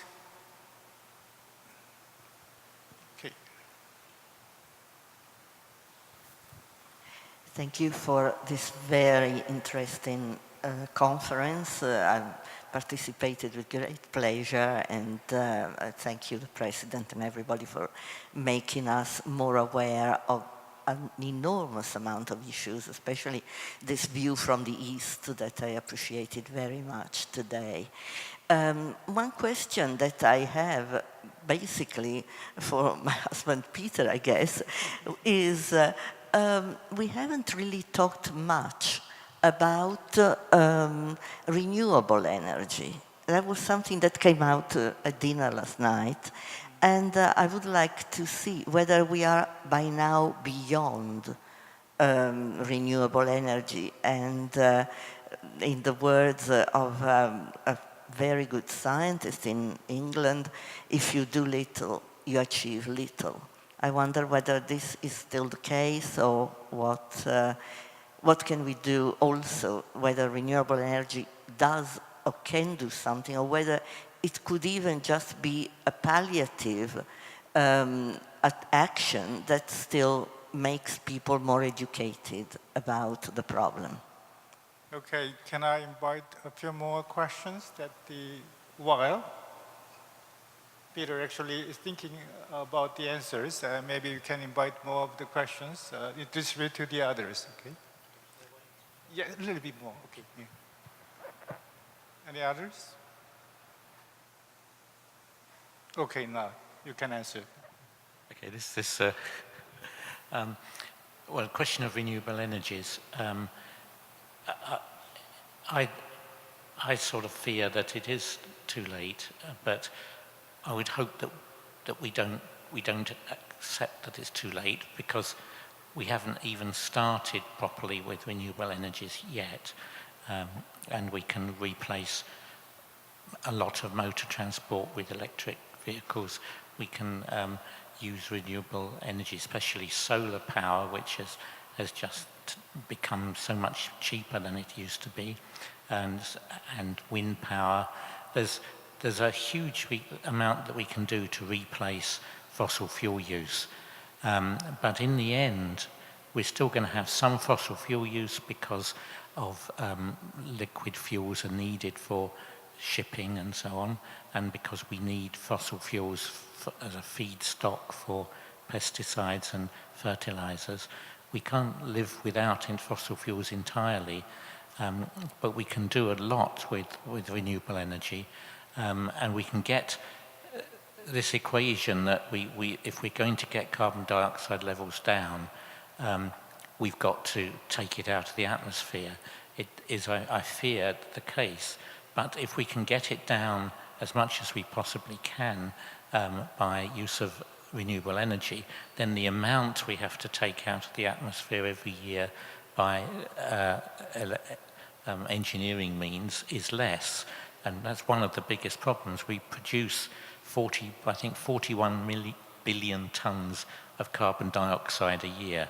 And if we want to get rid of all of that by air capture, we've got to find somewhere to park 41 billion tons of carbon dioxide turned into something harmless every year. That is a massive problem. It is the great global problem. But if we can get rid of some of that need by using renewable energy as much as we possibly can, then that reduces this requirement for air capture to something that maybe we can manage. Next microphone goes to Jacob, please. Come on, here, in front line. Front. Comment is welcome. 예. 마이크 저 앞쪽으로 좀 부탁드릴게요. Thank you. It's a very interesting discussion on all sides. We all know we have a serious problem, and yet we feel paralyzed to act on it. In fact, as Adam said, we seem to be going back in many directions, and that suggests to me the problem is we all feel that we're in this for our own things. Developing countries, India, for example, even China, is only thinking about how to catch up. And the environmental movement, including my own organization, which I'm associated with, has done a better job of focusing on the problem than on focusing on a solution which is going to be compatible with the rest of humanity fulfilling their aspirations. And I don't think that works. And one of the reasons, I think, for the polarization that we see in politics and the rapid descent is everybody's insecurity is increased. And what we failed to do collectively, intellectually, is to promote a vision of a better future for everybody. Now we've got a catastrophe we're trying to avoid. And as you know, before World War II in the 30s, Winston Churchill was doing his best to warn of a catastrophe if Britain doesn't rearm, and he couldn't get any traction from the politicians because the politicians believe that the people want lower taxes and less sacrifice, and this is not a time that they're going to be willing to do what's necessary. So I think the real issue for us is how to put this together. And that's got to be a common vision of the future where everybody gains. And we don't have that today. We have an economic theory that tells us we must compete with each other. And now we see it taken to the extreme with Brexit and with what Trump is doing on globalization, trying to undo it. We don't have a vision of a common, better future. And maybe tomorrow we're going to come up to global governance, and we don't have the global governance we need to handle issues that can only be issued at the global level. It's not that there aren't people trying, but we don't have the consent and the commitment to get apart from our competitiveness and our separateness. And I think the first step in that is that we've got to have a vision of a possibility. And the world hasn't produced that vision of a common possibility. We can address the climate problem. We can generate prosperity or eliminate poverty for everyone if we all work together, and then we need the institutions to do it, which we don't have. And maybe as a closing note from me, on my side, because of the movie, the video of Ringo we heard and the beautiful presentation, and something I feel every time I come to Kyung-hee is that mind alone is not going to do this. Science and mathematics is not going to mobilize humanity. If we're going to be mobilized, it's going to be like the candlelight revolution. It's going to be like the Velvet Revolution. It's going to be what tore down the Berlin Wall and reunified Germany. It's going to be heart. And what we now need is a heart not just for one country or one people. We need a collective human emotional commitment to the value of human beings and a shared value for that. And that's why the arts and that's why the culture is so important. Science, I don't think science can do this alone.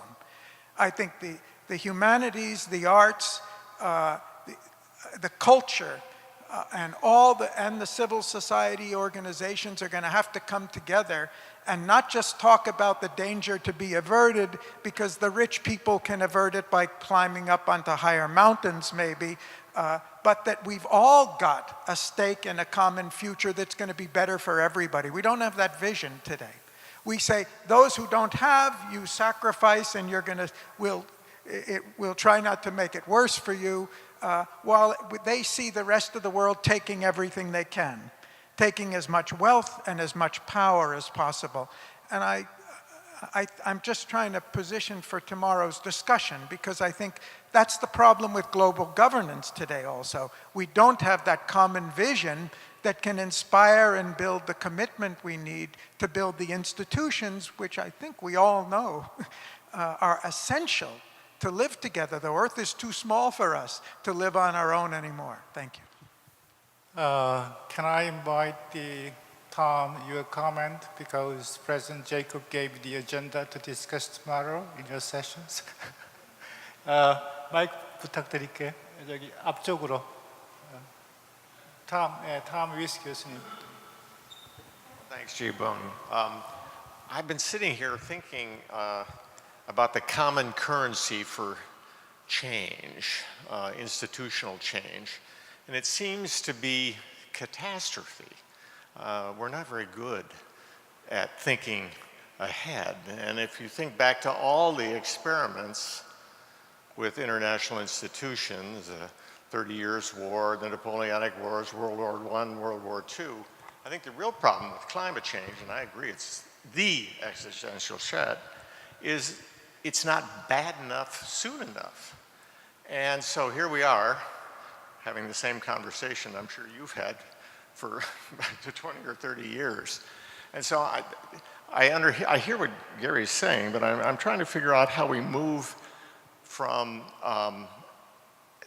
an agreement that there's a problem so that people feel there's a problem, and so that the notion that we can deny is no longer viable, because it is viable.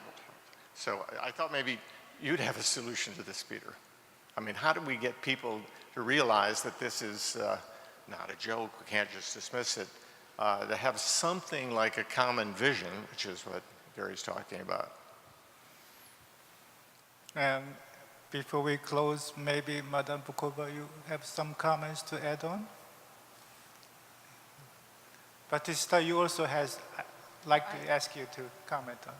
As you can imagine, I have many comments, but I'm keeping some of them for tomorrow's discussion also, because I think it's very much linked to what Gary Jacobs just said. It's about the governance. And I was just thinking, listening to Professor Wadham and to President Cho, in previous times, very much along the lines of what Gary just said, there has been movements, big movements in history.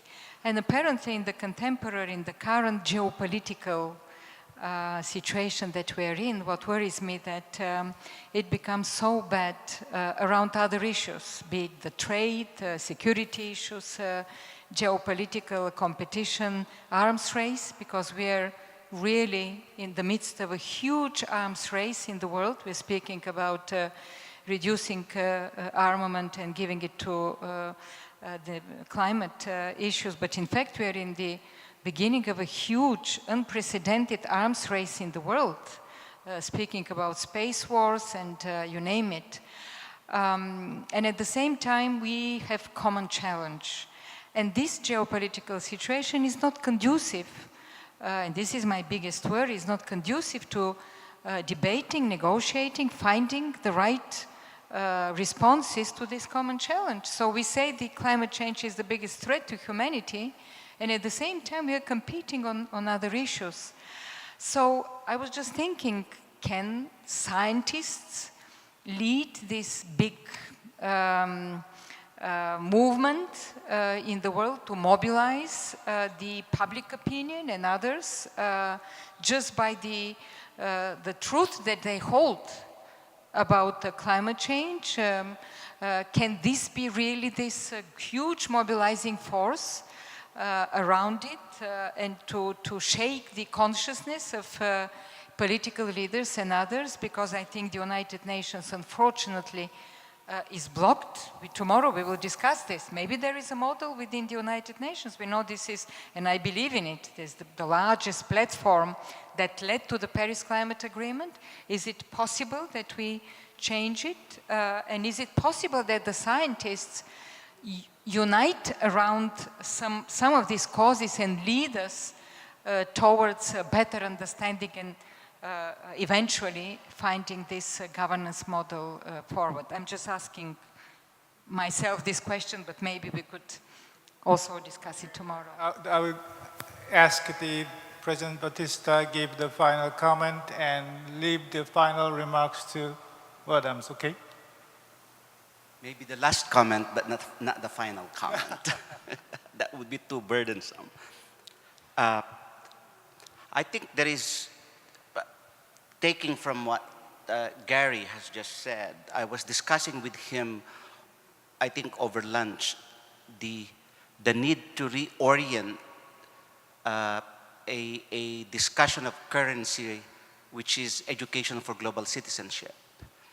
My worry about that term is that it refers to citizenship, so that it in fact feeds into the overly statist frameworks that have hamstrung civil society and the rest of the world to truly realize that UN charters we the people, and therefore there has to be a revisiting, so that there needs, I think, a responsibility, for example, for the university and the academia to develop a global civics, one that does not immediately undo the notion of the Westphalian legacy of sovereignty, but one that unleashes precisely the global citizenship the global citizenship that is needed to tackle global issues. The other thing that I raised last year's Peace Festival in the evaluation of both the Velvet Revolution and the Candlelight Revolution is the necessary engagement of not just the amorphous civil society or the non-governmental organization, but something that is even here today is missing is the role of critical social movements. Korea issue is never discussed at the UN by non-governmental organizations, and yet to me is a crucial discussion at the global level, the way that this forum has presented it. And yet, so non-governmental organizations have has a very limited expanse of attention, even on the big issues.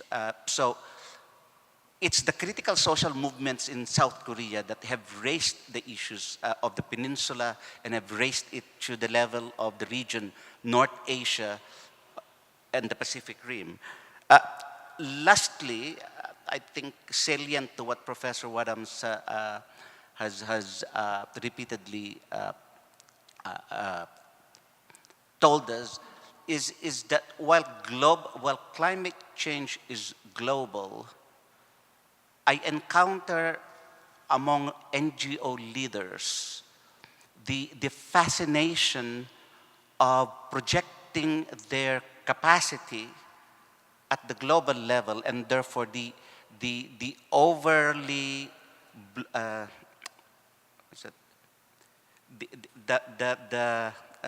I'm looking for the English word. My Filipino mind has blocked it.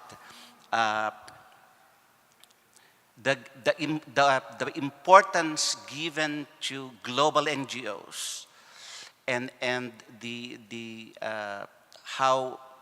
how the imagination of the local has been so deprived of action precisely because of that simple adage, I think, of think local and act, think global and act local. I have to tell you, I've abandoned that. That the local and the global are simultaneous, multidimensional, multidirectional realities. When I lived in the Philippines, New York was my global. But New York is now my local. And people who come to me and say, like, I'd like to go see the Philippines, it's part of my global program.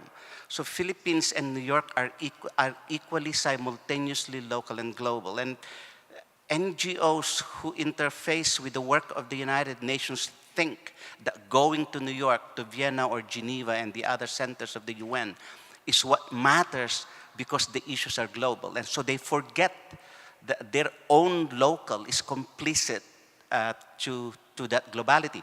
So tomorrow, in closing, tomorrow I will ask us to reimagine the international. In fact, a reimagination of a reconstitution of the international so that the nationals truly matter. Not just the nation states, but the nationals, the people, we the peoples matter. There's a last one coming from the floor. That will be our last comment or question, and I want to close the round tables with the final note from Peter Wadhams, okay? That is another question. Okay. 좋은 말씀 많이 들었고요. 시간 관계상 때문에 아쉽게도 한반도 문제가 다뤄지지 못한 것을 말씀을 좀 드리고 싶습니다. 방금 이제 공고 회장님도 한국 문제 얘기를 하셨고, 그리고 한국 문제, 한반도의 문제는 세계적인 의미를 갖게 되는 거라고 봅니다. 바로 오늘 평양에서 남과 북의 지도자들이 중요한 문서에 서명을 하고 전 세계에 발표를 했습니다. 여기에서 우리가 주목되는 것은 보통의 경우에는 지금 비핵화의 문제가 굉장히 중요한 관심이기도 하지만은 그러나 그 문서의 내용을 볼 때 매우 색다른 것 하나가 있었습니다. 첫째는 적대적인 군사 체제가 단순히 남과 북 사이의 대치전선에서만 적용되는 것이 아니라 한반도 전체가 항구적인 평화 체제가 될 수 있도록 어떠한 형태의 적대적 군사 조처도 모두 다 해체하는 그런 과정에 들어가게 됩니다. 또 하나 중요한 것은 남과 북 사이의 경제를 함께 통합하는 과정에서 우리가 우려했던 이러다가 혹시 자연 생태가 파괴되진 않을까라고 했는데 이번 성명에서 또 하나 눈여겨보게 되는 것은 남과 북이 자연 생태계를 어떻게 하면 함께 보호해 나갈 것인가 하는 논의를 시작했다는 점입니다. 이것은 우리가 지금 기후변화를 가져오게 된 우리의 삶의 방식 그리고 환경을 파괴하는 이러한 전체적인 시스템과는 달리 새로운 형태의 어떤 미래의 공동 비전이 태어나고 있다. 이런 것을 주목하게 된다고 한다면 아마 이것이 세계 시민의 차원뿐만 아니라 앞으로의 인류의 미래를 위해서도 굉장히 중요한 실험의 현장이 지금 등장하고 출현하고 있다. 이런 점 함께 주목하면서 앞으로의 미래를 함께 좀 기약할 수 있는 기회가 됐으면 좋겠습니다. 고맙습니다. 감사합니다. 제가 마지막 클로징으로 해야 될 말씀을 김민영 교수님께서 하셨기 때문에 그 말씀을 제가 안 드리는 걸로 하고 Peter, you have a final comments? Response? You can have the final word. Okay, final remark, just some of the points that were raised. Can scientists be leaders on this, doing something about the climate problem? I fear they can't, because a good scientist is probably a bad leader because he's trained to doubt, to be full of doubt and questioning, so he's not likely to be able to take people to the promised land, because he'll want to investigate the promised land to see how promised it is, and so it's tough. I think what scientists should do, being, if they are good scientists and they're honest scientists, is to report on what they is to fearlessly investigate what's going on in climate, report on it and shout it from the rooftops if it's an important discovery, not hide out in the normal sort of scientific literature. But so scientists can play a very important role, but it's the ultimate role is, well, I won't say it's a charismatic leader, because unfortunately the world has got too many charismatic leaders. What we need is guess what Gary has talked about, which is to some kind of system that will enable everybody in the world to feel that they've got a future and they can look forward, they can point in the same direction and say this is going to get us somewhere and get us into a better world. And how you do this and what setup you use to try to achieve that, it has to be informed with facts and honesty and truthfulness for a start, but then it has to have this inspiration as well, and that's where the difficulty is, how do we instill that and how do we generate it as well. And yet clearly we have to, if we're going to actually point everybody in the world in the same direction and get ourselves out of the mess we're in.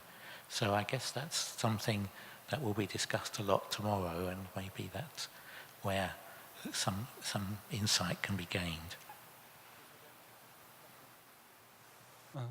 아마 내일 주제가 거의 결론 부분이 될 것 같은데, 그 부분은 조금 전에 문제 제기를 하셨고 또 몇 번 말씀 주셔서 그 이야기보다는 또 내일 결론을 관련해서 이제 깊은 논의가 있을 텐데, 저는 사실은 그 김민웅 교수님 조금 전에 얘기한 부분에 조금 더 부연을 하자면, 만약에 이 남과 북이 또는 북과 남이 어떤 평화를 위한 행보 여지껏 왔고, 또 오늘 저는 사실 그까지는 몰랐는데 아까 사실은 오전에 그 보코바 사무총장님께서 어떤 결과가 예상되냐 그래서 저는 그걸 모르고 있다가 이 퍼맨한 피스에 관한 얘기가 될 수도 있지 않을까 하는 그냥 막연한 이제 상상을 얘기를 했는데 그 발표가 됐나요? 제가 조금 그 직업을 달리 이제 해야 될.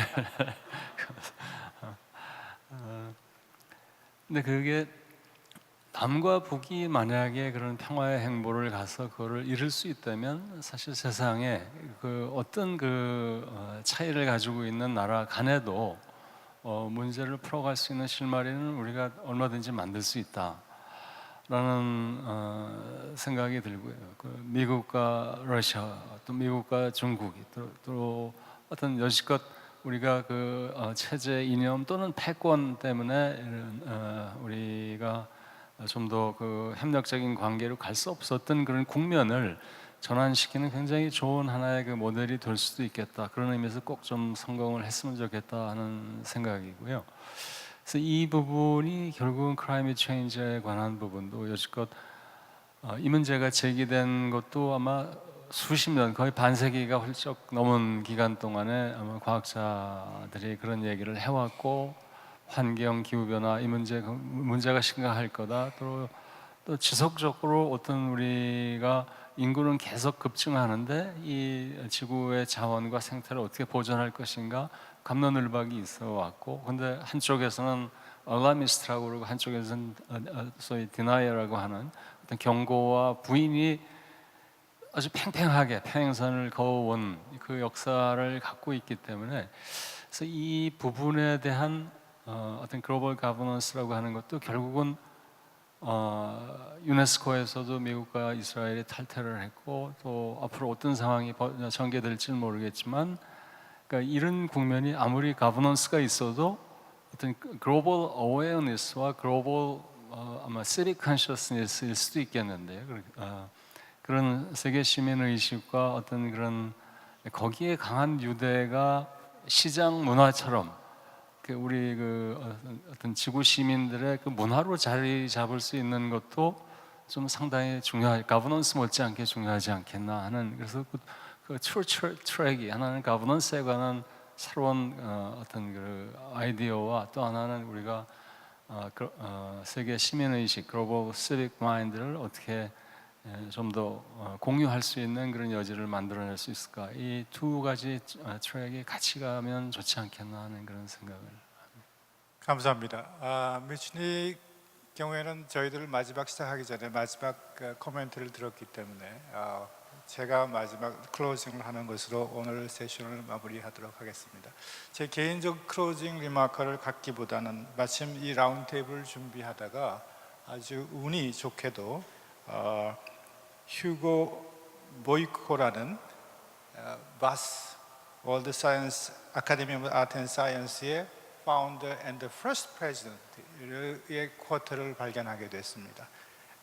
그래서 제 말을 대신해서 제가 쿼트를 하고자 합니다.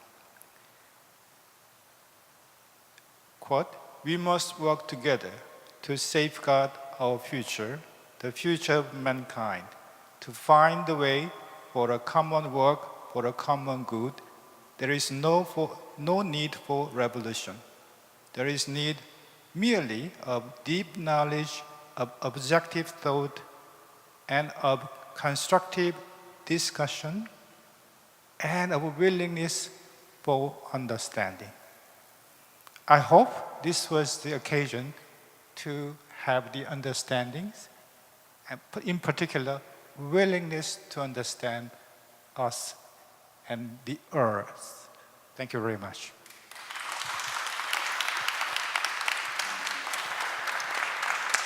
네, 장시간 동안 함께해 주셔서 너무 감사합니다. 이것으로 오늘 행사를 모두 마치도록 하겠습니다. 감사합니다.